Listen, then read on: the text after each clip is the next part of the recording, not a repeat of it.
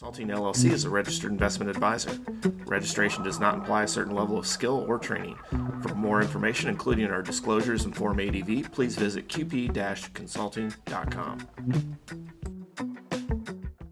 Okay, welcome to The Jagged Path with Mark Ipswich, where we talk about people, careers, the U.S. retirement system, and the many indirect ways people move through their working years towards retirement.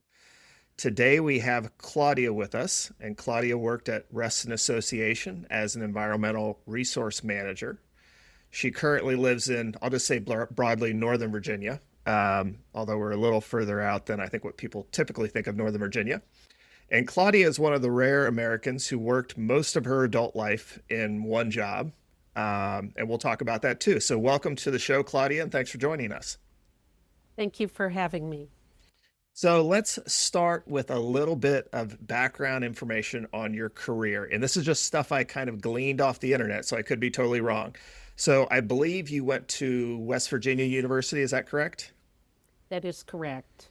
Okay. My bachelor's is from West Virginia University, but my master's in leadership and global sustainability is from Virginia Tech. From Virginia Tech. Okay. And did those degrees, both your undergrad and then your master's degree, did they lead to what you ended up doing professionally? It was really fourth grade science camp that turned me into a nature nerd. And I decided at that time I am going to get a career in the environment. I don't know what it's going to look like, but I knew I wanted to work outside and work with nature in some capacity. Okay, great. And so when did you, I knew you from a company called Reston Association. What other jobs did you have leading up to that position? I fought forest fires for the Bureau of Land Management in Montana in my way younger years. And I was a extension agent and I worked as a Head Start teacher. And then I started leading outdoor field trips for summer camps in Reston, a program like Quest, which is an outdoor camping program for teens. And after a season of that, they called and offered me a position to work full time there. Okay. And was I correct that that was the longest, the longest job you had throughout your working years? I was there for 38 years. So, yeah, that was my career. And I'm one of those fortunate people that had a job I loved. I probably should have moved around, but I really like the people I worked with. I really like the people in the community. And I felt in my heart like I was making a difference in the environment and the natural areas of Reston. And that was the main thing that was important to me. Great. Well, that's actually good for a couple reasons because some of those coworkers, former coworkers, could end up listening to this. So that's a positive that you have good things to say about them. And so when was that first year at Reston Association? You said 38 years. So that was what? I started in 82.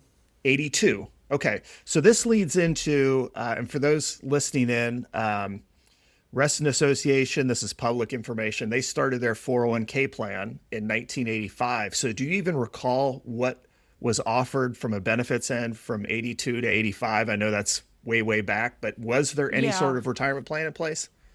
At the beginning, I was paycheck to paycheck. And Okay. also, at the beginning, I wasn't really thinking about retirement. And, it was just about surviving and making it through the weekend at that point. Right. And, the environment isn't exactly a money-making field. It's not a big career that you go into to make a ton of money. I would pick up side jobs or do whatever I needed to do. But yeah, once I did get into the 401k program, I was also fortunate that they had a seminar and we learned about what their program was about. And at that time, my eyes were opened. Gotcha. Okay. And that was our involvement at QP Consulting started, I think, in 2000 or 2001. So there definitely was someone that would have come out before those first 15, 16 years. Tell us, before we go into some of the finance questions, what about kind of family life? Do you have kids, married, single, divorced? Did any of that affect your ability to save, all that good stuff? I'm happily divorced. I've been divorced for a long time. I'm good friends with my ex, and I'm a grandma. And I've had a boyfriend for the last 30 years. I've been divorced for 35 years or so, long time. And yeah, I got a good life. My boyfriend lives in DC and we go back and forth. And he has his finances, I have mine, everything's separate, and it works out great. Gotcha. And with I know that you're a new uh, grandmother, correct? I mean, newish. Right, I have a 3-year-old granddaughter and a 1-year-old grandson. Congrats on that. And with the timing of that, or having new grandchildren, is it making you think about money stuff any differently? Like, are you thinking about, hey, here are the things I tried to relay to my kids, things that they should hopefully do and kind of learn from me in terms of mistakes I made or things I did well along the way? Yes, I started a 529 plan for my grandkids, and I do worry about the future and political instability and what's going to happen with my kids' future. And so, yeah, that does concern me. And what about, so if we were to, let me ask income wise, what was, if you're comfortable divulging this, what was the highest level of income you ever made during your working years? I was floored to reach 100,000. Okay, over your 30 plus years, 35 plus years at Rest and Yeah. Association. Mm-hmm. Um, Mm-hmm. and what is, if you were to look back in terms of we talked about when you got into the plan, what about stuff, maybe even outside of, retirement savings? What has been your best financial move, whether it was intentional or an accident by nature of something that happened that has worked out your way? I told all of my employees whenever you get the opportunity, because there was a period where you worked without getting included in the 401k plan. But I said, as soon as you can get in, make sure you at least put in what the company will match. And my best move was to match it plus what I could put in. Anytime I got a raise, I would pretend I didn't, and I would continue to try and invest. And also, my other, I guess, good financial move was paying for my house. I would pay my principal and then I would pay, I would do my payment and then tack a little more on to get rid of that debt. So I think listeners are probably getting an idea as to why I wanted to have you on here. You're kind of my star pupil. I've mentioned this Thank you. before, like someone that just, when I would come in and do seminars or do one-on-one meetings, and meet with employees, to me it was always about kind of the community there. And if you had a couple of good managers who would go out and talk to their employees, that was always the best message that could be delivered, or more effective than having someone like myself come in from the outside. Yeah. But you were always really good in helping pushing the ball forward for your employees and trying to encourage them to do the right thing. What about the worst financial move? Have you done something where you look back and you're like, that didn't work out the way I thought it would? I did one stupid thing, and I listened to a friend who wasn't a financial person, and she said, "Oh, you should invest here." So I took some of my money out, and I did. And then when I met with you a few months later, you said, "What are you doing? Why did you do this?" And I quickly put it back. And I just realized, listen to the professionals that know what they're doing. And what about, so I have a couple of stats here. So according to Fidelity, their second quarter 2025 review, you'll see this on CNBC or sometimes in other publications. The average balance of someone over 65 in a 401k is $299,442. That's within their plans themselves. But the median, so the middle point, if you took all of their employees in the 401k plans at Fidelity and went right to the middle, that amounts just $95,425. So I know you're in retirement now, but do you have, if you think of your IRAs that you have, do you have more or less than that average balance that Fidelity is listing for their average 401k participant? I have more. And I would say delayed gratification.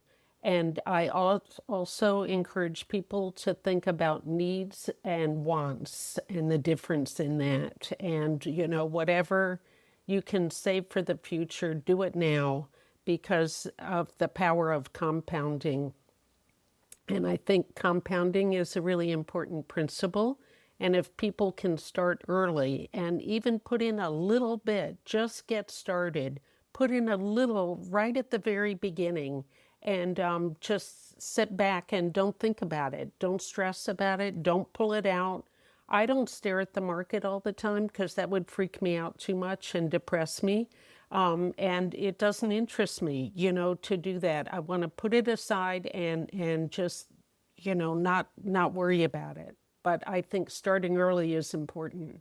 And you started by saying that while you started early, you also were paycheck to paycheck early on. So at what point did you step back and say, well, either I'm paycheck to paycheck, but I'm going to at least do up to the match, or I'm paycheck to paycheck, but I'm going to find a way to kind of scrimp, save, and get money in there? Like, what was the nexus that forced you to say, okay, now I can afford to do a little bit? Yeah, I would say the first couple years I was not I didn't have anything to invest. But as soon as I could, just a couple years after employment, I started saving. And then once we got the 401k, that's when I put my money in and started paying more attention to it. Gotcha. Okay. So this is another one in terms of the average US worker. This is according to the Bureau of Labor Statistics. The average American will have 12.7 jobs throughout their career. And so you mentioned, initially kind of fighting forest fires and things. Obviously, I would assume that's kind of a young person's game, very physical, very demanding, Right, difficult work. right. How many jobs did you have, Claudia, from 22 to 67? I think you kind of mentioned in the beginning, was it around three or four? Well, I started babysitting in high school, so I was always doing something, and I worked as a waitress and, had various jobs early on. And I went to Nova, so I worked part-time. Okay. So, yeah, I mean, I always had various jobs. I even did ridiculous things like sat in the mall with Elmer's glue and glitter and wrote people's names on stockings and, made an hourly rate. I would do Teflon pans, whatever, just to make some money. Um, I'll tell you one other little side gig. I was trying to pay for my daughter's college, and I took all of my vacation and I worked a second job, and I was in one of those big metal boxes, the yellow boxes selling fireworks. And I used my entire vacation time. So I had my vacation pay plus my money from that and a percent on every firework to pay off her college debt. And people would come up and say, "Oh, I only have so much money. Should I buy food or fireworks?" And I'm thinking, what a dope. Go buy food. But I'd say fireworks are once a year, and made enough money to pay off her debt. It was great. You were the conflicted salesperson in that case. You Yes, had to sell those yes. fireworks.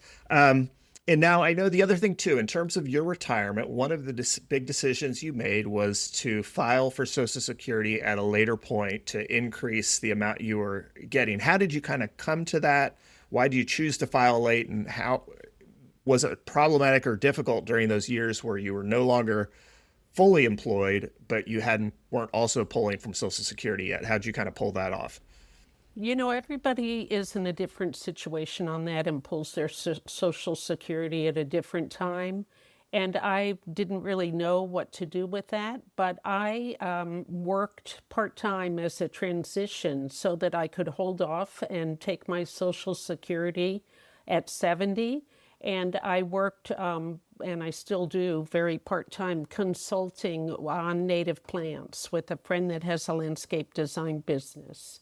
And I worked with her on doing native plant work and going out and doing plantings. And yeah, that transition of working part-time enabled me to hold off and take my Social Security later so I could make more money every month. And were you with your friend at the landscaping company? Was that something you kind of mapped out and planned, or did that kind of fall in your lap after the fact? It fell in my lap.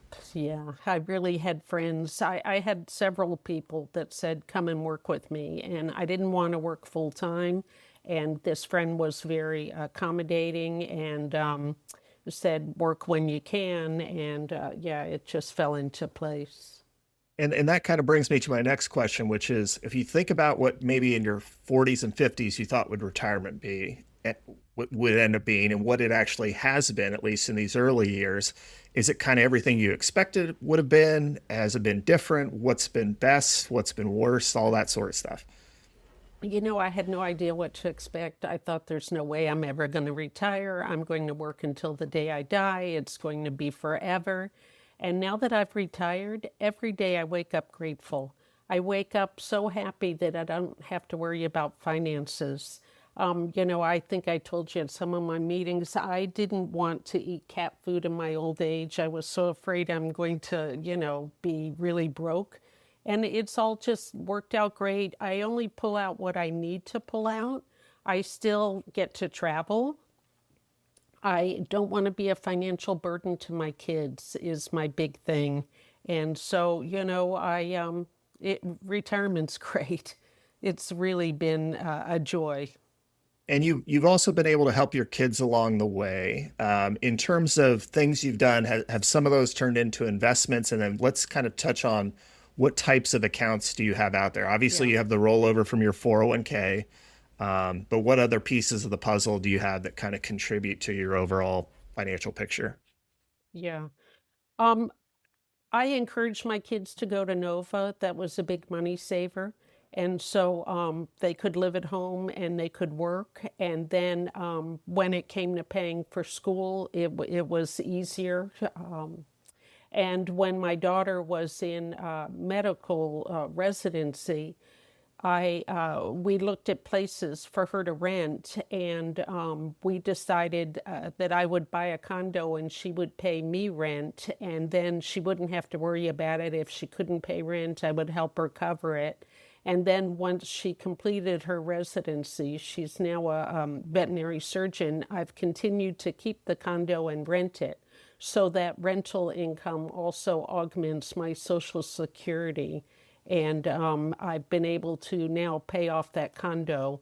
And so even with the condo fees, I get a monthly income, which I think really helps. That was just a good move. And so that was probably a decision which was kind of mom first mentality, but it worked out well kind of in the end. Is that right? Right, Okay. right. She ended up marrying the guy across the hall, so it worked out well all around. Oh wow. So yeah, very helpful in many ways. I know my Yes. mom, when her parents passed away, my grandparents, she inherited a small amount of money, and my brother at the time was living in Atlanta.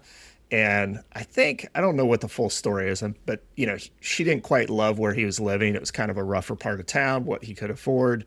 And similar story, purchased a home down there. He was kind of the landlord, had a couple of tenants, it worked out great. And it's now in a beautiful, booming area of Atlanta called Candler Park.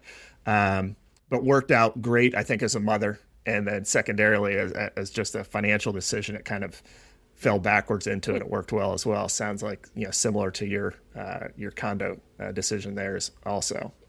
Yeah, it's been a real benefit. And of course, the condo value continues to increase. So, Yeah, that's something I do see with parents and clients that can be difficult is drawing that line of what is sufficient help, with an adult child. In that case, your daughter's pursuing, an advanced degree and is moving along to her own financial independence versus maybe something that is um, potentially problematic in terms of because your parent mentality overweighing kind of good financial sense too. And so there's kind of a happy balance there as well. And that can be another area where you can reach out to a financial advisor, someone who doesn't have that emotional attachment. It can be useful as well. I think. I think you can give your kids too much, and it ends up to their long-term detriment. When you're constantly giving your kids things, they don't understand the value of money Yeah, that way. I would agree. I'm in that, my children are obviously much younger. I'm in that a similar scenario. We're trying to determine and evaluate what's appropriate, making sure they work for money if they want to spend it, learning the value of that. But the other thing that I think has become tricky is paper money has kind of gone by the wayside. Um, to where now it's very much a tap of the phone is their what they're paying for things with. And I think that makes it even harder for them to evaluate and determine what's reasonable and what's not. So that's the new modern challenge, I think. It's almost like they're playing with poker chips because they don't have paper money to utilize anymore. What about finance questions you have for me? Anything that you haven't asked previously, or things that you can think of that might be useful for our listeners to have available to them in terms of questions that they might be asking or thinking of? Oh boy. Um, Let me see. What questions do I have for you? Um, I guess I'll talk about my worries for the future. With our political instability or political situation, I worry about changes in the market and my kids' future and the country's debt down the road. And I guess I'm not sure how much I need to worry about my children's future and what I can do to help. I don't know what the best way to invest is. I know um, I've asked you questions about environmental and social investing. I just want to make sure I'm doing the right thing, not only for my family, but for the planet. Well, I think that's a tricky one in that there are many types of ESG, environmental, social governance type funds out there, or investments. And then the dynamics you get of returns from different types of investments, whether it's big US companies or small, international or emerging market. As we've talked before with real estate, one of the decisions was to move out of, for those that don't know Northern Virginia, there's a lot of big data centers out there. And while we all rely on that, even for something like this call, it can be problematic in terms of the environmental concern. Um, from an investing standpoint, there's really a couple of different products out there. Some just take an approach where they try to exclude those companies they feel are going to be most problematic. And that creates different dimensions of returns that you'll end up having as well when maybe those companies do well in a market cycle, and then other periods that might fare well in the opposite end where they do well just because they're excluded from some of these asset classes that do poorly in different stints. So that's one approach. The other approach is an active shareholder approach, where some of these managers will invest in those same companies they view as being environmentally problematic, but then they will vote proxies for those public companies when they're making different decisions to try to weigh in there. Whether they've had a real world effect or not, I don't frankly have a strong opinion one way or the other. I think it's more kind of what you can digest, stomach, and sleep at night with. And then the other is how these things are scored. There's frequently they're creating filters to come up with, okay, what is deemed appropriate and what is not. So there are things, like that are very simple for a lot of these. They might, get rid of companies that have a focus on alcohol, tobacco, gambling, things like that, kind of sin stocks. So that's a little easier to have a clear delineation as to what you're not going to invest in. But then it can become a little bit more problematic in terms of governance. Like, how do they treat their employees? Do they have good benefits package? Do they allow for advancement? Do they train? Those are, a little more kind of soft criteria. And in some cases, those managers that have sponsored those products have not done the best job in evaluating on an ongoing basis kind of how those companies are behaving. So it is something. I'm not giving you a great answer other than to say there's a couple of different approaches to it. How I view this is frequently I'm focused on risk assessment and dimensions of returns. And the more we start to get rid of the investing universe that's available to us, it can create additional volatility where we don't expect it. So I always encourage people, certainly you can vote with your donations, your charitable donations that you may make. And that's a good way to support some of these companies that you feel are doing good in the overall marketplace with the goods and services you buy, but then also maybe some not-for-profits that you feel like are helping with some of the environmental concerns that are closest to you. That might be the best way to manage that versus, I think, if you think of the trillions of dollars invested in the marketplace, excluding some of those investments, and while it might feel better in terms of what you're invested in, I don't know if it has the same effect. So, someone may have a very different opinion than me on that, but that's kind of my take on it in terms of ways to maybe vote with your dollars in terms of companies that you feel are doing well or not. I'll just share a quick story with you about finances, and that is that my mother had a head injury, and she ended up in a nursing home for the last couple years of her life, and my father spent an absolute fortune at the end. And I think that's part of what I'm saving for is I don't want, as I mentioned, to be a burden to my kids. So I want to make sure I have enough to cover any unanticipated health thing that might go on. So I have to balance that between, savings for the future with what I want to give. So I have a whole list of charity contributions, and I give to them every year. But you know how once you start giving to people, your name is on a list? This is about 2 weeks worth of financial request, and you can't give to everybody. I want to take care of my kids. I want to make sure my future is secure, and I also want to help those in need. And so it's the balancing act, I think, in what I want to do with my money. That I certainly want to is. travel, I want to have fun, but I also want to help people and make sure my kids are secure. Yeah, and I think for our listeners that is very useful. Just the whether it's more meaningful to focus on a few select charities that you've really vetted, and although it's hard to say no to all those other ones, which I'm sure there are many, many good organizations out there that are valuable and could certainly use your money, maybe it makes more sense to kind of focus on a couple that you're most passionate about, and focus on those and really get involved, maybe not only just financially, but it sounds like other ways you might do as well in terms of volunteering and whatnot. Right. Yeah, boy, Um, once you retire, the volunteers start calling, boy. You could fill many days with volunteer activities. for sure. No, that's definitely true. Well, before we kind of wrap up here, I think there's been a lot of very helpful pieces in here, in terms of how you've gone about saving, your mentality, and how you've approached that over the years.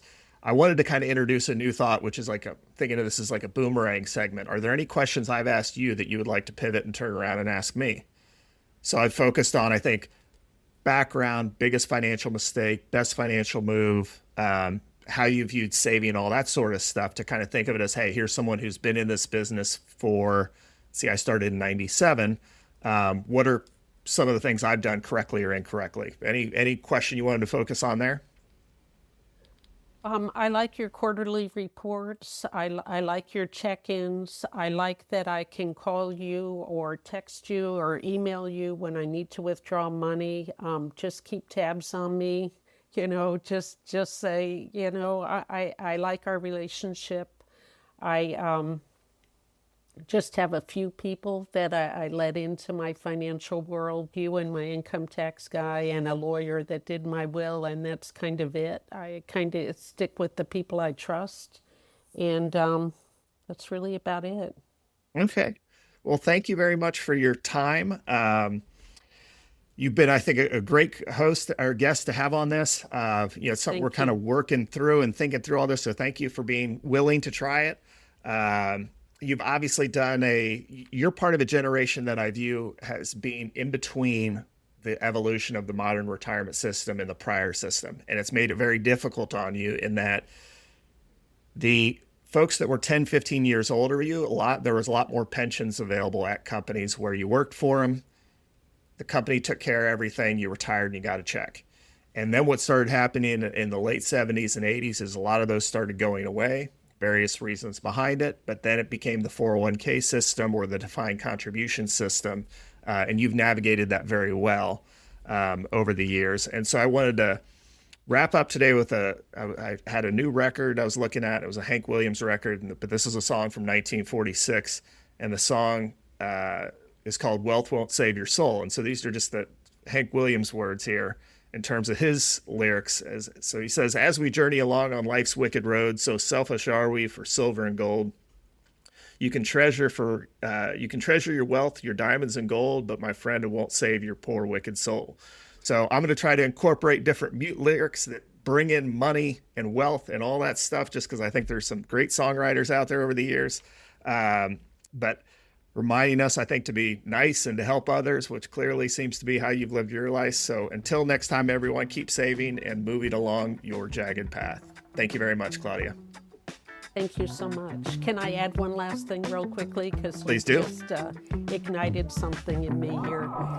I was at a John Lewis rally the other day, and I had a sign that said, empathy is the glue that holds humanity together. And that was Bob Geldof, and he was celebrating the 40th anniversary of Band Aid. And that's opposed to another politician that had said, empathy is a sign of weakness. And I couldn't disagree with that statement more, and I think that we can use our wealth for the good of humanity. And that's it. There we go. Thank you so much, Claudia. I appreciate your time today. You bet. Thank you, Mark. All right. Enjoy your day.